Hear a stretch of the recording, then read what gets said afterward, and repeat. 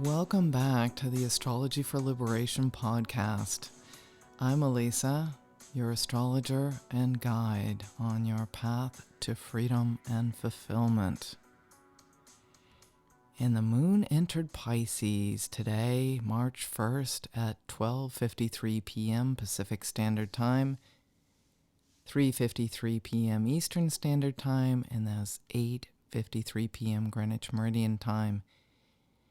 And it moves up to conjoin the sun and begin a new lunar cycle at 12 degrees of Pisces on March 2nd, which is tomorrow at 9:35 a.m. Pacific Standard Time, 12:35 p.m. Eastern Standard Time, and 5:35 p.m. Greenwich Meridian Time.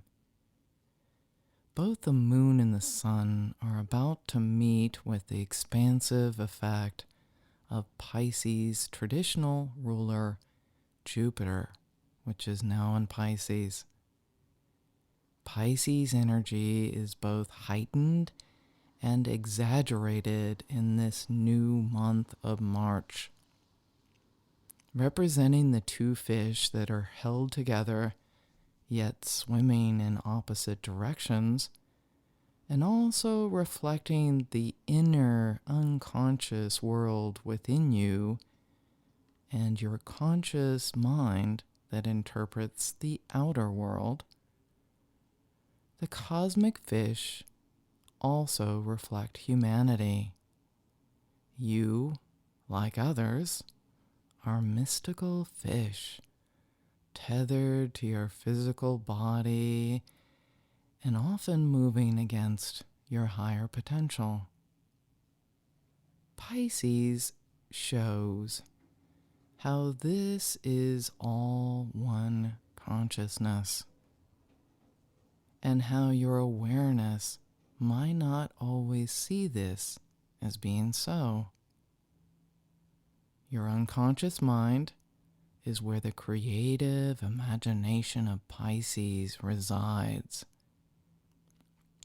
This is also your sixth sense, your intuition, that's receptive to the flashes of inspiration that quickly pass through as they give you hunches on ideas and thoughts that you want to capture and create something with. This new month begins with opportunity in this enormously creative time to dream big, imagine more, and pay attention to your unconscious and what it reflects about what's going on beneath the surface of your awareness. The 12-degree Pisces moon perfects just after the moon and the sun in Pisces sextile Uranus in Taurus to offer alternative perspectives that Uranus always is so good at bringing up. This new cycle is a time to allow yourself to be stimulated in new ways. Try a new approach. Be curious about what's possible. Be open to changing your mind about something. Your mind is very active as Mercury conjuncts Saturn in Aquarius, and you could hear my audible sigh shortly before this new moon. And so this Mercury-Saturn conjunction brings messages about how your thoughts and activities in the world are aligning with the sign Saturn is transiting in. There are 3 conjunctions in this transit of Saturn in Aquarius. The first Mercury-Saturn conjunction was on January 9th, 2021 at 2 degrees of Aquarius, just after the U.S. was grappling with the details of the January 6th attack on the U.S. Capitol and absorbing all the damage done by the mob of supporters of former President Trump that were attempting to overturn his defeat in the 2020 presidential election. This second conjunction arises just before the new moon, which of course is tomorrow, March 2nd, and it's at 18 degrees of Aquarius. And this is at a time when misinformation propaganda continues to attempt to threaten and topple democracy within the United States, and as evidence with Putin's invasion of Ukraine and elsewhere around the world. The third and final conjunction of Mercury and Saturn in Aquarius will happen on March 2nd, a year from tomorrow, 2023. And then that will be in the final degree of Aquarius. And again, with the Sun in Pisces. And at that time, it will be in a wide sextile with Uranus again, Aquarius's ruler. Thoughts can be heavy and depressing with Saturn on Mercury, but if you apply reason and, for example, a positive motivation, you can harness this energy and make it a productive time to move beyond what's been limiting you. There's always more to learn about freedom. This conjunction is pushing all of us to think about life in a more Aquarian way, with thoughts about creating more equality, affirming human rights, and allowing greater freedom with respect to self and others.